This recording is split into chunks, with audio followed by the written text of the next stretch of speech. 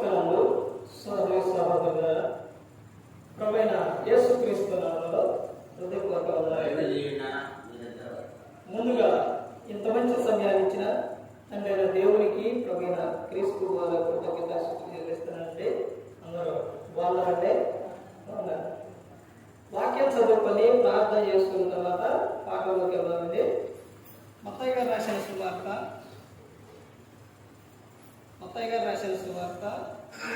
25వ అధ్యాయం.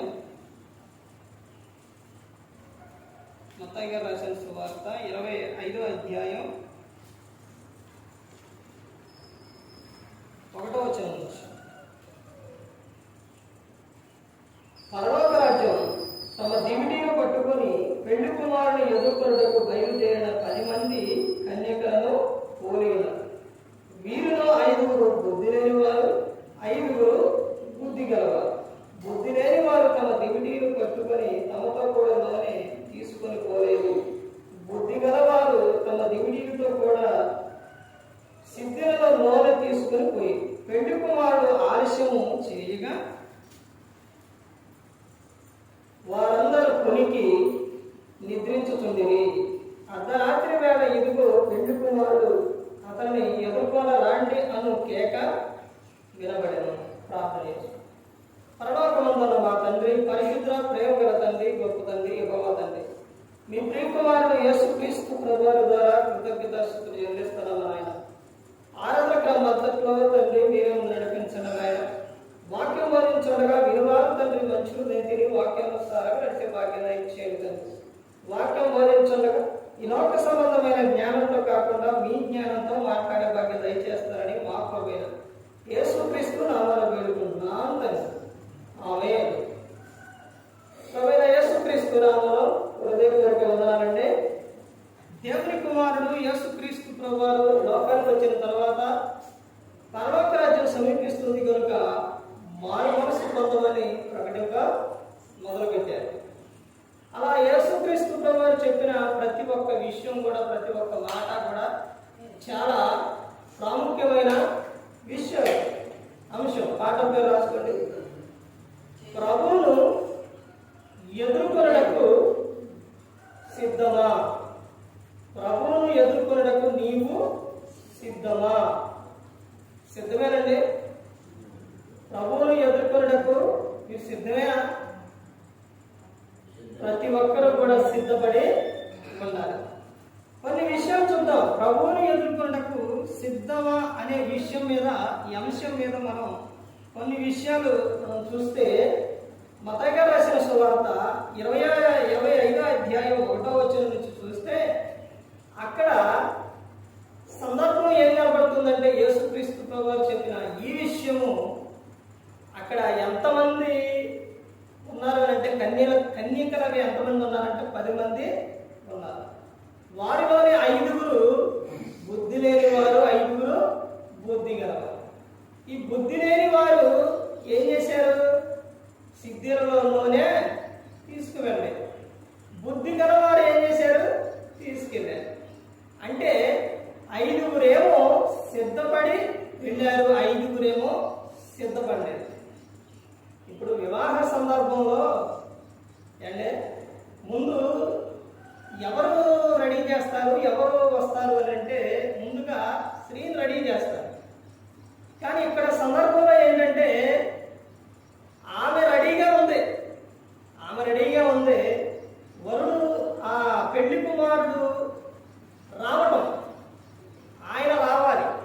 ఆయన వచ్చినప్పుడే ఏం చేయాలంటే అందరూ కూడా సిద్ధపడి ఉండాలి.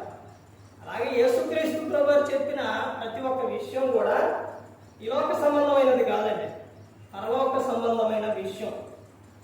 ఇక్కడ చెప్తున్న ఈ సందర్భం ఏంటంటే ఇదిగో నాయన నేను ఎవరిని అని చెప్తున్నారంటే యేసుక్రీస్తు ప్రభువారు పెళ్లి కుమారుడు. వధువు ఎవరు అని అంటే సంఘం వధువు. అక్కడ యేసుక్రీస్తు ప్రభువారు ఆయన ఎప్పుడు వస్తారో తెలియదు కాబట్టి సంఘం ఎలా ఉండాలి అంటే సిద్ధపడి ఉండాలి. ఈ సిద్ధులలో లోని తీసుకొని వచ్చిన వారు అక్కడ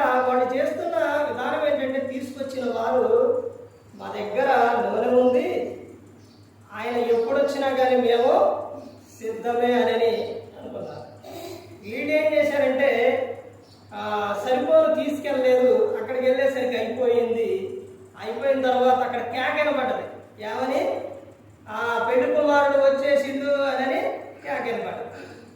వినపడంగానే ఈ 5గురు సిద్ధపడిన వారు ఏం చేశారంటే, వీళ్ళు లోపలికి వెళ్ళిపోవడానికి సిద్ధపడే సమయంలో వీళ్ళు ఏం చేశారంటే, వాళ్ళని నూనె అడిగారు. అడిగినప్పుడు ఇది మాకే సరిపోదు, ఇప్పుడు ఏం చేయాలి? వాళ్ళు వెళ్ళి తీసుకొచ్చి అప్పుడు దాకా అక్కడ ఉండిద్దండి? సమయం ఉండిద్దా? ఉండదు. అలాగే ఇంకా మారదాంలే, సమయం ఉందలే, ఆయన ఎప్పుడో వస్తారులే, ఇది ఎప్పటి నుంచో చెబుతున్న విషయంగా పేతురు గారు రాసిన పత్రికలో చెబుతారు కదా. ఏమని చెప్తారంటే, ఆయన ఆలస్యం రాకడి ఎందుకు ఆలస్యం చేస్తున్నారంటే, అందరూ అంతటా కూడా మారు మనసు పొందాలని ఆయన ఆలస్యం చేస్తున్నారు. ఆయన ఇప్పుడే వస్తే ఎంతమంది నరకానికి వెళ్ళిపోతారండి? ఎవరు కూడా నరకానికి వెళ్ళిపోకూడదని యేసుక్రీస్తు ప్రభువారు లేట్ చేస్తున్నారు. నరకం ఎవరికి అంటే మనుషులకు కాదు, అపవాదికి, అపవాది దూతలకు, అపవాదిని అనుసరించే వారికి నరకం. ఇక్కడ వీళ్ళు ఏం చేశారంటే, వెంటనే సిద్ధపడి ఉన్నవారు పెళ్లి కుమారుడు కేక వినంగానే వెళ్ళిపోయారు. అలాగే లోకంలో సిద్ధపడి ఉన్న వారు ఏం చేస్తారు అంటే, యేసుక్రీస్తు ప్రభువారు ఎప్పుడు వస్తారా అని ఎదురు చూస్తూ ఉంటారు. అలాగే ఆయన రావడంతో ఏం చేస్తారు? వెళ్ళిపోతారు. సిద్ధపడని వారి పరిస్థితి ఎలా ఉంటుందంటే, ఏ విధంగా ఉంటుందనంటే చాలా భయంకరంగా ఉంటుందండి. సిద్ధపడకుండా ఉన్నవారు ఇకనే మారు మనసు పొందుతాములే, ఇకనే వెళదాములే, ఇక ఇంకా తెలుసుకుందాములే అని ఆలస్యం చేస్తే చాలా ప్రమాదం. అదే విషయము యేసుక్రీస్తు ప్రభువారు విషయం చెబుతారు. నోవాహు దినాల్లో జరిగినట్టే మనిషి కుమారుని దినాల్లో కూడా జరిగింది అని చెప్తున్నారు. నోవాహు గారి దినాల్లో ఏం జరిగిందండి? ఏం జరిగింది? ఇదిగో నాయన జలప్రళయం వచ్చింది అని ఆయన నోవాహు గారు చెప్తున్నా కానీ విన్నారా? వినలేదు. ఈయన అలాగే చెబుతుండే, ఆ జలప్రళయం ఎప్పుడు వచ్చింది అని అనుకున్నారు.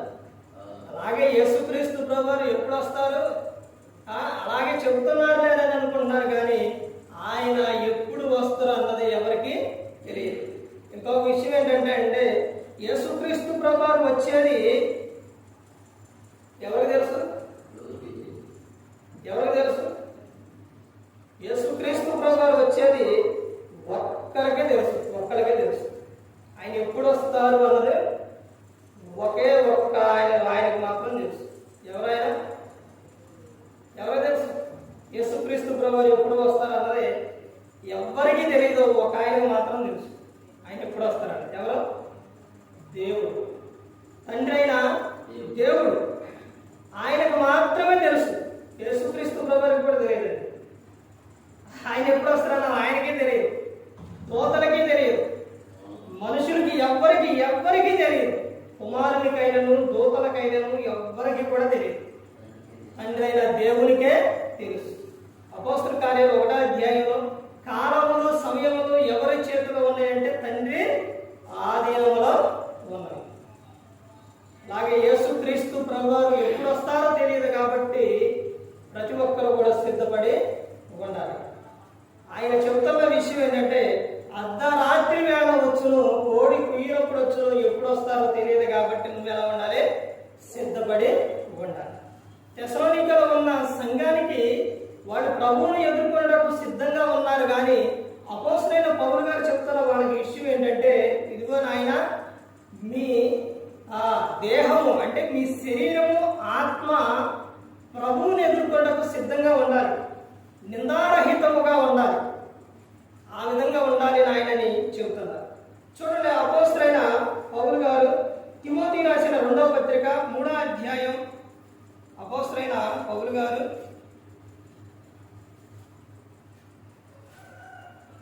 తిమోతి రాసిన 2వ పత్రిక 3వ అధ్యాయం 5వ వచనం చూడండి. పైకి భక్తి గల వారి వలె ఉండి దాని శక్తిని ఆశ్రయించని వారనే ఉండు, ఇట్టి వారికి విముఖుడవై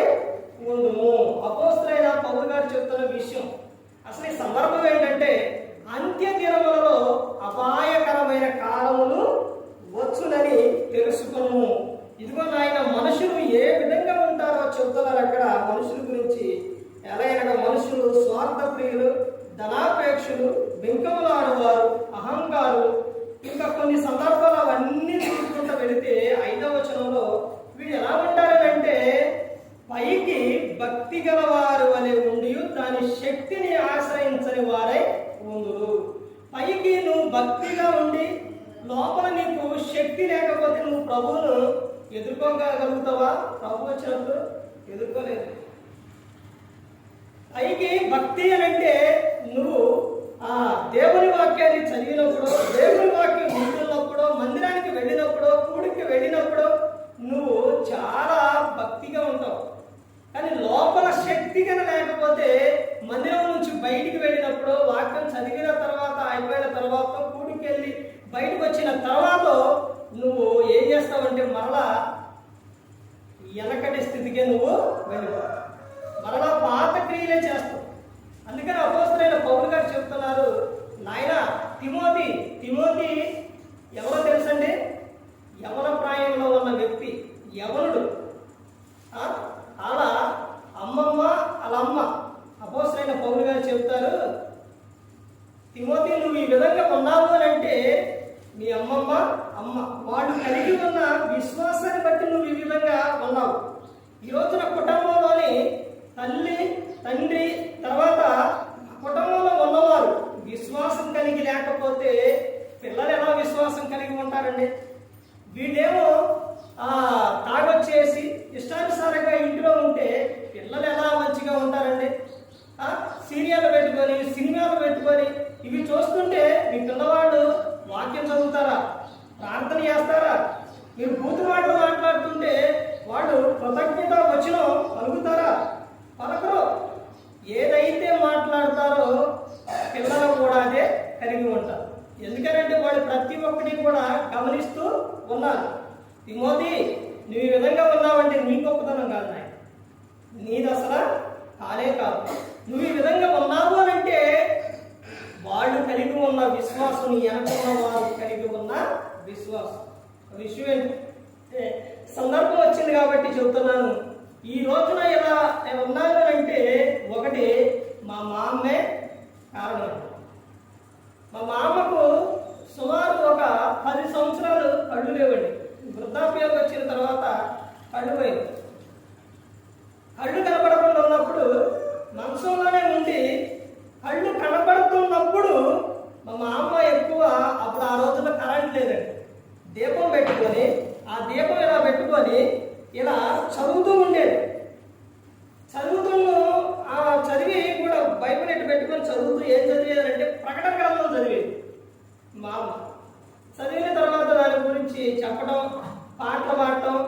తర్వాత మా మామగారి దగ్గరికి మా ఊళ్ళో ఉన్న పిల్లలు, అంటే అప్పుడు చిన్న వయసు, నా వయసు నా చిన్నోడు, అప్పుడు స్కూల్కి వెళ్ళే పిల్లలు 7వ తరగతి 7th క్లాస్, అంటే ఆ రోజు 7th పాస్ అవ్వాలి. అదొక పెద్ద ఇది. ఇప్పుడు 10th క్లాస్ ఎలాగో అలాగా ఆ ఎగ్జామ్ వెళ్ళేటప్పుడు కూడా వచ్చి ప్రార్థన చేయించుకునేవారు. తర్వాత ఇక్కడ కృపారావు గారు వాళ్ళ నాన్నగారు ఆనందరావు గారు అక్కడికి వచ్చేవారు. వజ్రమ్మ గారు అనుకుంటూ వచ్చేవారు. ఆ తర్వాత మా అమ్మగారు నా గురించి చెప్పడం. తర్వాత నేను ఎక్కువ ఆనందరావు గారు ఎమ్మటే చేయి పట్టుకొని ఆయన ఎమ్మటే ఉండేవాడిని, ఆయన ఎమ్మటే తిరిగేవాడిని నేను. ఆనందరావు గారు మా అమ్మేమో అయ్యా ఇతన్ని మీరు సేవకు అయ్యగారిని చేయాలి అని చెప్పడం. నేను అనుకునేవాడిని ఈ మా అమ్మకే ఏ లేదు, నేను అయ్యగారిని అవ్వడం ఏంటి, అన్ని చేయాలంటే అనుకున్నాండి నేను. అలా మా అమ్మ ఎంతో భక్తిగాను ప్రార్థన చేస్తూ అలా ఉండేది. ఈ రోజున మా అమ్మగారి గురించి చెప్తున్నానంటే నేను చిన్న వయసులో నుంచి చూసుకుంటూ వచ్చిన విధానం. ఎవరైనా స్కూల్కి వెళ్ళలేదు అని అంటే, అక్కడికి వచ్చినప్పుడు కానీ స్కూల్కి వెళ్ళలేదంటే, ఎవరైనా ఏదైనా ఒక మాట మాట్లాడుతున్నారంటే వీళ్ళు ఎవరికైతే భయపడతారు అని తెలుసుకొని వాళ్ళకి చెప్పేది. వాళ్ళకి చెప్తే వాళ్ళు ఏం చేసేవారు, వీళ్ళని గర్తించేవారు. అలా నేర్పేది అనమాట, అలా చెప్పేది. ఈ రోజున అలా చెప్పి ఒక వ్యక్తికి, ఒక కుమారుడికి మేనమామ వైపు చిన్న ఆయన, అతని గురించి పెద్ద మేనమావకి చెబితే అతను గద్దించినందుకు మామ మీద చిన్న ఆయనకి చాలా కోపం వచ్చింది. కానీ ఈ రోజున అతను చదువుకొని విజయవాడలో ల్యాబ్ టెక్నిక్ ఆయన రక్త పరీక్ష అవి చేస్తారన్నమాట. మంచి పొజిషన్లో ఉన్నారు.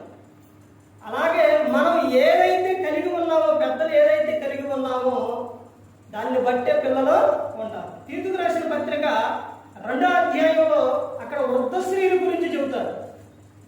వృద్ధ స్త్రీలు ఎలా ఉండాలి, ఏ విధంగా ఉండాలి, ఎలాంటి లక్షణాలు కలిగి ఉండాలని చెబుతారు. ఆ కిందకు వచ్చిన తర్వాత యవన స్త్రీల గురించి కూడా చెబుతారండి. ఇవన్నీ ఎందుకు చెబుతున్నామంటే ప్రభువును ఎదుర్కొన్నకు ఇప్పుడు ఈ రోజున స్త్రీలు కానీ పురుషులు కానీ పెద్దలు వాళ్ళు సిద్ధపడి ఉంటే రాబోయే తరాన్ని వారు కూడా ఎలా ఉంటారంటే సిద్ధపడి ఉంటారు. మొక్కై ఉన్నప్పుడే వంచాలి, మానైన తర్వాత వంగదు. చిన్న వయసులో ఉన్నప్పుడే చెప్పాలి. బాలుడు నడవలసిన త్రోవలో వాడు ఎప్పుడు నేర్పాలి? చిన్న వయసులోనే నేర్పాలి. పెద్దవాడైన తర్వాత నువ్వు నేర్పాలన్నా కానీ వినరు, అప్పుడు ఎదురు తిరుగుతారు. ఇక్కడ వీళ్ళు అపోస్తలుడైన పౌలు గారు తిమోతికి చెప్తున్న విషయం, కొత్త నిబంధనలో, పాత నిబంధనలు అయితే దైవజనులు చాలా మంది ఉన్నారు. కానీ కొత్త నిబంధనలో ఒకే ఒక ఆయన ఉన్నారు దైవజనుడు. అపోస్తలుడైన పౌలు గారు కూడా ఆయనకు కూడా అలా దైవజనుడని 12 మంది శిష్యులు ఉన్నారు, వాడకు కూడా అలా దైవజనుడని. దైవజనుడని అందరికీ రాదండి, అందరికీ రాదు. దైవజనుడు అని పిలవాలి అంటే అవి పాత నిబంధనలో దేవుడు పిలిచిండు. కొత్త నిబంధనకు వచ్చేసరికి ఒక సేవకుడు ఇంకొక వ్యక్తిని దైవజనుడుగా పిలిచిండు. ఎవరు అంటే ఆ వ్యక్తి ఎవరండి? దైవజనుడు ఎవరు? తిమోతి గారండి. తిమోతి గారు కొత్త నిబంధనలో దైవజనుడుగా ఉన్న వ్యక్తి ఎవరు అంటే తిమోతి గారే. ఆయన యవ్వన ప్రాయంలో అపోస్తలుడైన పౌలు గారి తర్వాత ఆయన చాలా భక్తిగా ఉన్నారు తిమోతి గారు. ఆ తిమోతి గారికి చెప్తున్నారు, నాయన ఇదిగో ప్రజలు మనుషులు ఎలా ఉంటారు అంటే పైకి భక్తి గల వారి వలె ఉంటారు, లోపల ఎలా చెప్తున్నారో చూడండి. ఉండి దాని శక్తిని ఆశ్రయించని వారై ఉండును, ఇట్టి వారికి విముఖుడవై ఉండుము అని తిమోతి గారికి చెబుతున్నారు. మత్తయి గారు రాసిన సువార్త 13వ అధ్యాయం చూడండి. మత్తయి గారు రాసిన సువార్త 13వ అధ్యాయం 27వ వచనం చూడండి. 27. అప్పుడు ఇంటి యజమాని దాసులు అతని యొద్దకు వచ్చి, అయ్యా నీవు నీ పొలంలో మంచి విత్తనము విత్తిదివి కదా, అందులో గురుగులు ఎక్కడి నుండి వచ్చినవని అడిగి, ఇది శత్రువు చేసిన పని అని అతడు వారితో చెప్పగా, ఆ దాసులు మేము వెళ్ళి వాటిని పెరిగి కూర్చుట నీకు ఇష్టమా అని అతనిని అడిగిరి. ఇక్కడ గురుగులు సందర్భం అంటే పొలంలోని ఏ విత్తనాలు ఏమి నాటుతున్నారు అని అక్కడ చెబుతున్నారు అని అంటే చూడండి. అతడు వద్దు గురుగులను పెరుగుచుండగా వాటితో కూడా ఒకవేళ గోధుమలను పెళ్ళగింతురు. ఇదిగో మంచివారు ఉన్నారు, చెడ్డవారు ఉన్నారు, వారిని వీరిని కలిసి ఉండనే ఆ తర్వాత తీర్పు దినాన ఏం చేస్తా, నేను వారిని వీరిని వేరు చేస్తానని చెబుతున్నారు. తర్వాత చూడండి ఇంకా ఏమని చెబుతున్నారో. అపోస్తలుడైన పౌలు గారు రోమీయులకు రాసిన పత్రిక 2వ అధ్యాయం 24వ వచనం చూడండి. అపోస్తలుడైన పౌలు గారు రోమీయులకు రాసిన పత్రిక 2వ అధ్యాయం 24వ వచనం, రాయబడిన ప్రకారం మిమ్మును బట్టియే కదా దేవుని నామం అన్ని జనుల మధ్యలో దూషింపబడుచున్నది. దేని నిమిత్తం అంట? దేవుని నామం ఎక్కడంటే అన్ని జనుల మధ్య ఏమైతుంది? దూషింపబడుతుంది. ఎందుకని అన్ని జనుల మధ్య దేవుని నామం దూషింపబడుతుంది అంటే మన ప్రవర్తన సరిగా లేదు కాబట్టి, మన మాట తీరు సరిగా లేదు కాబట్టి. ఇలా లేదు కాబట్టి దేవుని నామమునకు ఏమి రావట్లేదండి? మహిమ రావట్లేదు. దేవుని నామానికి మహిమ రాకుండా జీవిస్తున్నారంటే మన ప్రవర్తన ఎలా రక్షించుకోవాలి. నా నామం అన్ని జనుల మధ్య దూషింపబడుతుంది అని అంటే, చూసిన అన్ని జనులు క్రైస్తవులు చూసిన తర్వాత వాళ్ళు బైబిల్ పట్టుకొని ప్రార్థనకు వెళ్ళి వచ్చిన తర్వాత వాళ్ళ ప్రవర్తన సరిగా లేకపోతే దేవునికి మహిమ వచ్చిందండి? రాదు. దేవుని నామానికి మహిమ రాదండి. మనం ఎంత మన మాట తీరు కానీ, మన ఆలోచన కానీ, మన క్రియలు కానీ మంచిగా లేనప్పుడు దేవుని నామమునకు మహిమ రాదండి. ఒక వ్యక్తిని చూసి ఈ వ్యక్తి ప్రార్థనకు వెళ్తున్నాడంటే, దేవుని నమ్ముకున్నాడంటే ఇదండి మార్పు, ఈ విధంగా ఉండాలి అని అనుకోవాలి ప్రతి ఒక్కరు. ఆ విధంగా జీవించాలే కానీ దేవుని నామమును దూషించేవారిగా ఉండకూడదు. యోబు గ్రంథం 1వ అధ్యాయం 21వ వచనంలో యోబు గారు చెబుతున్న విషయం ఏంటంటే, యోబు గారికి ఎన్నో శ్రమలు వచ్చినప్పటికీ కూడా ఆయన చెప్తున్న విషయం ఏంటంటే, ఆయనకి అన్ని సమస్తం పోయినా కానీ యోబు గారు చెప్తున్న విషయం ఏంటంటే, యెహోవా ఇచ్చెను, యెహోవా తీసుకున్నాడు, దేవుని నామమునకే మహిమ కలుగును గాకని చెప్తున్నారు. అలాంటి విశ్వాసం, అలాంటి భక్తి కలిగి ఉండాలండి. దానియేలు గ్రంథం 3వ అధ్యాయం చూడండి, అక్కడ ఏమో చెప్తున్నారు.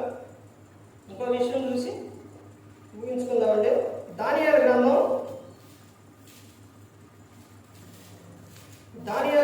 3వ అధ్యాయం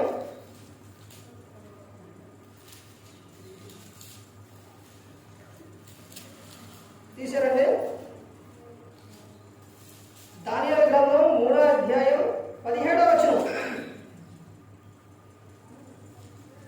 మేము సేవించుచున్న దేవుడు మండుచున్న వేడిమి గల ఈ అగ్నిగుండముల నుండి మమ్మల్ని తప్పించి రక్షించుటకు సమర్థుడు, మరియు నీ వశమున పడకుండా ఆయన మమ్మల్ని రక్షించును. ఒకవేళ ఆయన రక్షింపకపోయినను మేము మాత్రం వీటికి మొక్కవాలని చెబుతున్నారు.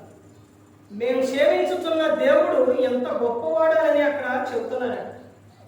అంటే దేవుని పట్ల వాళ్ళు కలిగి ఉన్న విశ్వాసం, దేవుని పట్ల వాళ్ళు కలిగి ఉన్న భక్తి చూడండి ఏ విధంగా ఉంటుంది.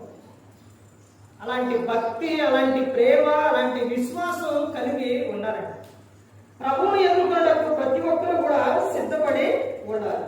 చివరిగా చూడండి, యోహాను గారు రాసిన పత్రిక, మొదటి పత్రిక అండి, 1వ అధ్యాయం 9వ వచనం చదవండి. తీసారండి? 9 అండి. 1 యోహాను రాసిన మొదటి పత్రిక 1వ అధ్యాయం 9వ వచనం. మన పాపములను మనం ఒప్పుకొనిన ఎడల ఆయన నమ్మదగిన వాడును నీతిమంతుడును కనుక ఆయన మన పాపములను క్షమించి సమస్త దుర్నీతి నుండి మనలను పవిత్రులుగా చేయును. ఇక్కడ చెప్తున్న విషయం, మన పాపములు మనం ఏం చేయాలండి? ఒప్పుకోవాలి. పాపాన్ని తప్పుకోకూడదండి. పాపాన్ని ఏం చేయాలండి? ఒప్పుకోవాలి. ప్రభు ఎదుట ప్రతి ఒక్కడి కూడా ఒప్పుకోవాలి. నువ్వు మోకాలేసి ప్రార్థన చేసినప్పుడు నీలో ఉన్న పరిశుద్ధాత్ముడు నువ్వు ఏదైతే చేసావో దాన్ని ఒప్పింపజేస్తావు. అప్పుడు నువ్వేం చేయాలంటే దాన్ని ఒప్పుకోవాలి. మన పాపములను మనం ఒప్పుకొని నేడు ఆయన నమ్మదగిన వాడు, నీతిమంతుడు కనుక ఆయన మన పాపములను క్షమించి సమస్త దుర్నీతి నుండి మనల్ని ఏం చేస్తారండి? పవిత్రులుగా చేస్తారు. అలా పవిత్రులుగా చేసి పరిశుద్ధపరిచి ఆయన ఎదుట మనలను ఏం చేస్తారంటే నిలబెడతారు. యేసుక్రీస్తు ప్రభువారు ఏదైతే చెప్పారో మరణ పరిశుద్ధాత్మ దేవుడు మనకనే గుర్తు చేస్తూ ఉంటారు. ఒకటేనండి, ఈ లోకంలోని ప్రతి ఒక్కరూ కూడా ఎలా ఉండాలని దేవుడు జగత్ పునాది వేయ పరకములపై క్రీస్తున్న మనలను ఏర్పరచుకున్నారు. ఈ లోకంలో ఉన్నవారు, ఇక్కడ కూర్చున్నవారు, ఉన్నవారు, వీళ్ళందరూ మనందరము కూడా వివాహం అయిన తర్వాత గర్భఫలం ఇచ్చాడు అని అంటారు. గర్భఫలం ఆయన ఇచ్చి బహుమానం, గర్భఫలం ఇచ్చాడు అని అంటుంటారు. తర్వాత ఈ లోకానికి వచ్చిన తర్వాత అసలు నువ్వు దేవుని దృష్టిలో ఎప్పుడో తెలుసండి, దేవుడు నిన్ను ఎప్పుడు ఏర్పాటు ఏర్పరచుకున్నారో తెలుసండి? ఆ విషయం చదవండి. అపోస్తలుడైన పౌలు గారు ఎఫెసీయులకు రాసిన పత్రిక, అపోస్తలుడైన పౌలు గారు ఎఫెసీయులకు రాసిన పత్రిక 1వ అధ్యాయం 4వ వచనం. ఎట్లనగా తన ప్రియుని యందు తాను ఉచితముగా మనకు అనుగ్రహించిన తన కృపామహిమకు కీర్తి కలుగునట్లు తన చిత్త ప్రకారమైన దయా సంకల్పం చొప్పున యేసుక్రీస్తు ద్వారా తనకు కుమారులుగా స్వీకరించుటకు మనలను ముందుగా తన కోసం నిర్ణయించుకుని మనము తన ఎదుట పరిశుద్ధులమును నిర్దోషులై ఉండవాలని జగత్ పునాది వేయబడక మునిపే ప్రేమ చేత ఆయన క్రీస్తులో మనలను ఏర్పరచుకున్నారు. ఇప్పుడు నువ్వు ఇక్కడ ఉన్నావనంటే, నువ్వైనా మేమైనా ఎవరైనా కానీ ఇక్కడ ఉన్నావనంటే, ఈ లోకంలో ఉన్నావనంటే దేవుడు వెళ్ళు నాయనని అప్పటికప్పుడు పంపించలేదండి. మనల్ని ఎప్పుడు ఏర్పరచుకున్నారో తెలుసండి? జగత్తుకి పునాది వేయబడక మునుపే దేవుడు మనలను పిలిచారు, దేవుడు మనలను ఏర్పరచుకున్నారు. అప్పుడు ఏర్పరచుకున్నారు. తర్వాత నిన్ను ఈ లోకంలోనికి పంపించారు. జగత్ పునాది వేయబడక మునిపే నువ్వు మనందరం దేవుని దృష్టిలో ఉన్నాం. అయితే మనిషి ఈ లోకానికి వచ్చిన తర్వాత ఎలా ఉంటాడు అని దేవుడు మనుషులను స్టార్టింగ్లోనే, ఎక్కడండి, సృష్టిని చేసిన తర్వాత ఆ సృష్టి మొత్తం కూడా ఎక్కడ తెలుస్తుంది అంటే ఆది కాండంలో తెలుస్తుంది. చేసిన తర్వాత మనిషి ఎలా మారిపోయింది అని అంటే భయంకరమైన స్థితిలో మారిపోయింది. తమ హృదయాన్ని చెడగొట్టేసుకున్నాడు. దేవుడు చేసింది ప్రతి ఒక్కటి మంచిదైతే మానవుడేమో చెడుగా చేసేసుకున్నాడు. అలా హృదయాన్ని చెడగొట్టుకొని తమ క్రియలో తమ నడత మొత్తాన్ని కూడా దేవుడు మనుషులు ఏం చేశారంటే చెడగొట్టేసుకున్నాడు. భయంకరమైన స్థితిలోనికి వెళ్ళిపోయాడు. అయ్యో, నేను పిల్లలను చేసి ఎంతగానో ప్రేమించి లోకాన్ని పంపిస్తే వీళ్ళు ఈ విధంగా చేశారా అని వెంటనే పంపించలేదండి జలప్రాణి. దేవుడు ఒక వ్యక్తిని శిక్షించాలంటే వెంటనే శిక్షించడు, ముందు తెలియపరుస్తాడు, చెబుతుడు, చెప్పిన తర్వాతే నిన్ను శిక్షిస్తాడు. చెప్పకుండా ఆయన ఏది కూడా చేయడు. ఎందుకనంటే ఇదిగో నాకు తెలియలేదుగా ప్రభువా, నువ్వు చేసేది మరి ఎట్లా ఉండాలంటే నాకు తెలియలేదుగా ప్రభువా అని మనిషి దేవుణ్ణి ప్రశ్నించే అధికారం దేవుడు ఇవ్వడండి. అందుకనే ఇదిగో నాయన మార్పు చెందండి, మీరు మారాలి, ఇదిగో వాడ సిద్ధం చేస్తున్నారు, అందులోకి వచ్చిన వారు రక్షింపబడతారని చెబితే రాలేదు. దేవుని మాట వినలేదు. జలప్రళయం వచ్చింది, అందరూ కూడా ఇదైపోయారు. మానవుడు చేసే పాపం మానవుడితోనే పోదండి. అక్కడ జలప్రళయం వచ్చిన తర్వాత మనుషులు ఒక్కడే చనిపోయారా? మనుషులు ఒక్కడే చనిపోయారండి. ఏమేమి చనిపోయినాయండి? ఏమేమి చనిపోయినాయి? భూమి మీద ఉన్న, భూమి లోపల ఉన్న పురుగులు కూడా, పైన ఉన్న జీవులు కూడా, జలరాశులు మొత్తం కూడా చనిపోయాయి. అవేం చేసినాయండి? అవేం చేసినాయి? వాటిని కూడా తీసేయడానికి మానవుడు చేసిన పాపం, మానవుని పాపం అంత భయంకరమైనది. పాముకైనా తేలుకైనా దేనికైనా వాటి కొండలోనే వాటిలోనే విషం ఉంటుంది. మనిషికి నిలువెంత మొత్తం విషం ఉంది. మనిషి అంత ప్రమాదకరమైన వ్యక్తి. మనిషి చేసే పాపం ఆ మనిషితోనే పోలేదు. అక్కడున్న జంతువులేంటి, మొత్తం పురుగులేంటి, అన్నీ మొత్తం చనిపోయాయి. అలా చనిపోయిన తర్వాత, అన్ని చనిపోయిన తర్వాత దేవుని హృదయము నొచ్చుకుంది. అయ్యో, నేను పిల్లల్ని చేశానే, ఇలా జలప్రళయం రప్పించేసి వీళ్ళందరూ ఇలా అయిపోయారే, మరలా ఎలాంటిది అనేది రాకూడదు. వీడు రక్షింపబడాలి, వీడు పరిశుద్ధపరచబడాలి, కానీ వీడు మంచిగా ఉండాలని మరలా ఇంకొక అవకాశం ఇద్దామని ఇంకొక అవకాశం ఇచ్చారండి. కొన్ని సంవత్సరాలు, 100 సంవత్సరాల ముందుకు వచ్చిన తర్వాత వీళ్ళందరూ మొత్తం కూడా ఎక్కడానంటే ఐగుప్తులో బానిసత్వం చేస్తూ భయంకరమైన స్థితిలో వీళ్ళందరూ ఉన్నప్పుడు దేవునికి మొరపెట్టుకున్నప్పుడు మోషే గారిని అహరోన్ని వీళ్ళు పంపించి అక్కడి నుంచి వాళ్ళందరిని విడిపించారు. మనం పిలిస్తే పలికే దేవుడు, రమ్మంటే వచ్చే దేవుడు. వాళ్ళందరూ కేకలేశారు, పిలిచారు. ఆ తర్వాత దేవుడు పంపించి, దేవుడే రాడండి, దేవుడే వస్త్రం కొన్నారండి. దేవుడు వస్తే దేవుడిని ఎవరో చూడలేరు, దేవుడు రాడు. దేవుడు వస్తే మనిషి ఉండడు. దేవుడిని చూడాలి అని అంటే ఈ లోకం విడిచినప్పుడే దేవుడిని చూస్తారు. దేవుడు ఎవరికి కనపడదు. కానీ దేవుడు వ్యక్తుల ద్వారా, మనుషుల ద్వారా ఏం చేస్తారండి? సహాయం చేస్తారు. ఈ లోకంలోని డాక్టర్లైనా, ఏదన్నా ఒక వృత్తి చేసేవారైనా, ఎవరికైనా కానీ ఏదైనా కానీ ఇచ్చేది ఎవరికైనా అది దేవుడేనండి. కొలసీలు రాసిన పత్రిక ఇంకా చదివించుకొని పోతే సమయం లేదని, కొలసీలు రాసిన పత్రిక 1వ అధ్యాయం 14వ వచనం నుంచి చూస్తే అక్కడ ఎవరికి ఏ అధికారమైనా ఇచ్చేది ఎవరనంటే యేసుక్రీస్తు ప్రభువారు. ఇప్పుడు ఈ అధికారాలు ఉన్నాయండి, పార్టీలని ఇవన్నీ ఉన్నాయి.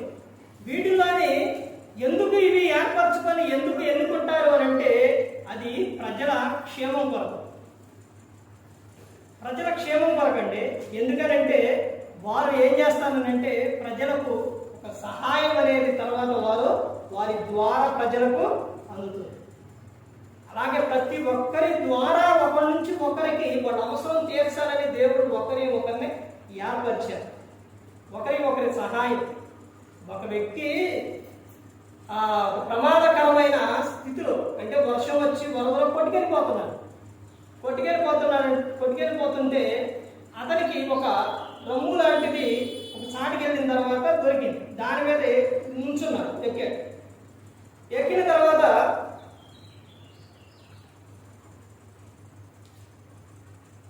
అతడు ప్రభువుకి ఏం చేస్తున్నాడంటే ప్రార్థన చేసేది, క్యాగేజ్. ప్రభువా, నేను ఆపదలో ఉన్న ప్రభువా, నన్ను రక్షించు ప్రభు అని క్యాగేసేది.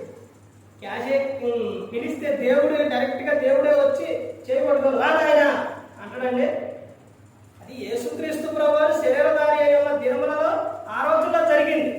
ఇప్పుడు ఎలా ఉన్నారంటే ఆత్మస్వరూపిగా దేవుడు ఉన్నారు. ఇతను క్యాగేసిన తర్వాత పై నుంచి హెలికాప్టర్ వచ్చింది. హెలికాప్టర్ వచ్చేసి రానాయన మేము రక్షిస్తాము, రానాయన పై నుంచి వేస్తే అది కాదు, నేను ఎవరు ప్రార్థన చేశా? దేవునికి చేసే, దేవుడే రావాలి. దేవుడు వస్తారండి, రాడు. తర్వాత అటు చూశారు, వెళ్ళిపోయారు. తర్వాత ఈ వరద ప్రవాహం ఎక్కువైపోతుంది. ప్రభువా నన్ను కాపాడు, ప్రభువా నన్ను రక్షించు ప్రభు అని మళ్ళీ కేకలేసేది. వేసిన తర్వాత ఈసారి ఆ నావికులు ఉంటారు కంటే పడవ వేసుకొని తిరిగేవాడు. వాడు దగ్గరకు వెళ్ళి రానాయన అంటారా, నేను తీసుకెళ్తాను రా అంటే కాదు ఎవరు రావాలి? దేవుడే రావాలి అని అన్నారు. సరేనా అని వీళ్ళు వెళ్ళిపోయారు. వరద ప్రవాహం ఎక్కువైపోయింది, కొట్టుకుపోయాడు, చనిపోయాడు. ఆడికి వెళ్ళిన తర్వాత ప్రభువా నేను పిలిచినప్పుడు నువ్వు రాలేదు ప్రభువా అని అక్కడ అడిగితే అరే వెళ్ళాడా, నువ్వు మొదటిసారి పిలిచినప్పుడు ఎవరు వచ్చారు? ఏమొచ్చిందని అంటే హెలికాప్టర్ వచ్చింది ప్రభు అంటే అది నేను పంపించింది నేనేరా అది. మరి రెండోసారి పిలిచి నువ్వు అప్పుడెవరు వచ్చారని అంటే పడవ వచ్చింది ప్రభు అంటే అది పంపించింది నేనే. నన్ను చూడాలంటే నువ్వు ఇప్పుడు చూడాలి, అక్కడ చూడలేవురా అని చెప్పిందంటే. అలాగే వీళ్ళందరూ, ఈ ప్రజలందరూ కూడా మొరపెట్టుకున్నప్పుడు ప్రవక్తను పంపించింది. ఈ రోజున సేవకులు పంపిస్తాను. ఇదిగో నాయన వాళ్ళకి దగ్గరకు వెళ్ళి, ఇదిగో నాయన నా గురించి, కుమారుని గురించి చెప్పు, ఇదిగో రాకడ గురించి చెప్పు, ఇదిగో నాయన ఇలాంటి పరిస్థితి ఉందని చెప్పు అని చెబుతుంటే సేవకులు చెబుతుంటే ఈ రోజున వింటున్నారండి? వినట్లేదు. అలా వినకపోతే ఒకనాడు అనేది ప్రమాదం అనేది ఉంది. సామెతల గ్రంథంలో ఉంటుందండి, ఎన్నిసార్లు గద్దించినా కానీ విననొల్లని వాడు హఠాత్తుగా మరణమవుతారని చెప్తున్నారు. ఎన్నిసార్లు గద్దించినా నువ్వు వినకపోతే చాలా ప్రమాదం. తర్వాత ఈ ప్రజలు మొరబెట్టిన తర్వాత అక్కడ నుంచి వాళ్ళని విడిపించి ఆ అరణ్యానికి తీసుకెళ్ళినప్పుడు వాళ్ళందరూ మంచిగా ఉంటారు కదని దేవుడు అనుకుంటే వాళ్ళు ఎలా ఉన్నారంటే, సన్నగటం, గొనగటం, వ్యభిచారం, తప్పులు ఇవన్నీ చేస్తూ ఉంటే దేవునికి కోపం వచ్చి మొత్తాన్ని ఏం చేశారంటే తీసేశారు, సంహరించారు. అలా సంహరించేసిన తర్వాత మరలా కొంతకాలం వీళ్ళందరినీ కూడా వదిలేశారు. వదిలేసిన తర్వాత మరలా అయ్యో ఈ ప్రజలు ఇదైపోతారని దేవుడు మనసు చూడండి, ఆయన ప్రేమ చూడండి. అసలు తప్పు చేసినప్పుడే శిక్షిస్తున్నారు, తర్వాత ఏం చేస్తున్నారు, బాధపడుతున్నారు. మరలా వీళ్ళు మార్పు మనసు పొందాలి, మారాలి అని ఎవరిని పంపించారంటే యేసుక్రీస్తు ప్రభువారిని పంపించారు. ఆయన మనందరి కోసం ఈ లోకంలోకి వచ్చి శిలువలో ఆయన మరణించారు.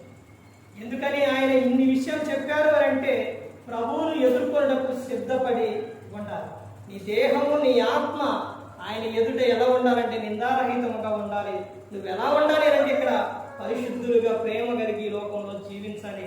అలా ఉన్నప్పుడే నువ్వు ఈ లోకం విడిచినప్పుడు పరలోకానికి చేరుతుంది. ప్రభు సంఘం అంటే మా విషయం కాదండి, ప్రభు దగ్గరకు రావడం అంటే మా విషయం కాదండి. వచ్చిన నీవు పరిశుద్ధంగా జీవించాలి, దేవుని యందు భయభక్తులు కలిగి ఉండాలి. అలా ఉండాలి అని అంటే అలా ఉండాలనే దేవుడు కోరుకున్నాడు. దేవుని పట్ల భయం ఉండాలి, భక్తి కూడా ఉండాలి. నువ్వు దేవుని పట్ల భయం ఉంటే ఏం చేస్తారంటే మందిరం ప్రార్థన స్టార్ట్ అవ్వగానే వచ్చేస్తారు, అది భయం. భక్తి అంటే నువ్వు తర్వాత బయటికి వెళ్ళిన తర్వాత ఇక మొత్తం కూడా నువ్వు ప్రభు ఆలోచనతోనే నువ్వు కలిగి ఉంటావంట, అదే భయము భక్తి. అలా కలిగి ఉంటే ఉండే ఆశీర్వాదం ఎలా ఉంటుందో తెలుసండి. బైబిల్ గ్రంథంలో చాలా ఆశీర్వాదాలు ఉన్నాయండి దేవుని పట్ల భయభక్తులు కలిగి ఉంటే. అందులో ఒక సందర్భం ఏంటంటే కీర్తనలు 128వ కీర్తన 1వ వచనం నుంచి 6వ వచనం. ఆయన యందు భయభక్తులు కలిగి ఉంటే ఎవరండి కలిగి ఉండేది? ఆ సందర్భం ఇంటికి వెళ్ళిన తర్వాత చదవండి, ఆ కీర్తన చదవండి. ఆ కీర్తన చదివి వివాహమైన భర్తలు ఉంటారని పురుషులు వాళ్ళకి చదివి ఈ కీర్తన వినిపించండి. దేవుని పట్ల భయం భక్తి కలిగి ఇంటి యజమానుడు ఉంటే కలిగి ఉండే ఆశీర్వాదం ఎలాంటిదో ఆడుంటుందండి. యెహోవా యందు భయభక్తులు కలిగి ఆయన త్రోవల యందు నడుచు వారందరూ ధన్యులు. నిశ్చయముగా నీవు నీ చేతుల కష్టార్జితం అనుభవించదువు, నీవు ధన్యుడువు, నీకు వేలు కలుగును. నీ లోగటి నీ భార్య ఫలించు ద్రాక్షవల్లి వలె ఉండును, నీ భోజనపు బల్ల చుట్టూ నీ పిల్లలు ఒలేవ మొక్కల వలె ఉందురు. యెహోవా యందు భయభక్తులు గలవాడు ఎలాగో ఆశీర్వదింపబడు.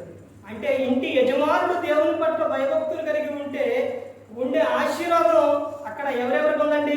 ఇంటి యజమానుడికి ఉంది, తర్వాత భార్యకి ఉంది, పిల్లలకి కూడా ఉంది. తర్వాత వీళ్ళందరూ కలిసి నీ పిల్లలను నీవు సూచెదవు అని ఇశ్రాయేలు మీద సమాధానం ఉండదు కాకని చెప్తారు. అందరూ కలిసి ఏం చేస్తారంటే పిల్లలను చూస్తారు అని చెప్తున్నారు. అలాంటి ఆశీర్వాదం ఉందండి. కానీ పురుషుడు కానీ స్త్రీ కానీ దేవుడి నుంచి వచ్చే ఆశీర్వాదాలు అనేది కోరుకోలేదు. ఆశీర్వాదం అంటే ఆస్తులు అంతస్తులు ఆయన పట్ల ఉంటే అవన్నీ ఇస్తారు. దానికి ముందే ఏమని చెప్తున్నారంటే నా నీతిని రాజ్యాన్ని మొదట మీరు వెతకండి. తర్వాత ఏమని చెప్తున్నారంటే ఆయన మాటలు మనలో ఉండాలి. యోహాను గారు రాసిన సువార్త 15వ అధ్యాయం 7వ వచనం, నా యందు మీరును మీ యందు నా మాటలు ఉన్న ఎడల మీకేది ఇష్టమో అడుగుడి, అది నేను మీకు అనుగ్రహిస్తానని చెప్తాను. మత్తయి సువార్త 7వ అధ్యాయం 7వ వచనం, అడుగుడి మీకు ఇవ్వడును, వెతుకుడి మీకు దొరుకును, తట్టుడు మీకు తీయబడును, అడుగు ప్రతివానికి ఇవ్వడును, తట్టువానికే తీయబడును అని చెప్తాను. 7:21 అని చెప్తానండి, ప్రభుత్వాన్ని పిలుచు ప్రతివాడు పరలోక రాజ్యంలో చేర్చడు కానీ నా తండ్రి చిత్త ప్రకారం చేయువాడే చేస్తారు అని. తండ్రి చిత్త ప్రకారం చేయువాడే పరలోక రాజ్యంలో చేస్తారని చెప్తారు. అలాగే ప్రతి ఒక్కరూ కూడా ప్రభువును ఎదుర్కొనేటప్పుడు సిద్ధపడి ఉండాలి. అలా ఉన్నప్పుడు నువ్వు ఈ లోకం విడిచినప్పుడు ఎక్కడికి వెళ్తావండి? పరలోకానికి వెళ్తావు. అలా అక్కడ ఎలా ఉంటుందో తెలుసండి? పరలోకంలో ఎలా ఉంటుందో తెలుసండి? ప్రకటన గ్రంథం చదవండి. వెళ్ళిన తర్వాత ప్రకటన గ్రంథం చదివితే పరలోకంలో ఎలా ఉంటుందో అన్నది అక్కడ చెబుతుంది. ఎంత ఆనందంగా ఉంటుందో, ఎంత సంతోషంగా ఉంటుందో. ఆ తర్వాత దేవుడు మంచి చెప్పిండు, చెడు చెప్పిండు. చెడు అంటే ఏంటో తెలుసండి? నరకం.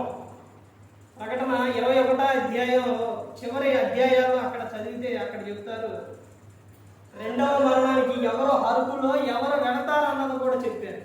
ఆశీర్వాదం చెప్పారు, అలాగే నువ్వు ఆయన మాట వినకపోతే ప్రమాదకరమైనది కూడా ఉందని కూడా చెప్పారు. అన్ని దేవుడు ముందే మనకు ప్రతి ఒక్కరి కూడా తెలియపరిచారు.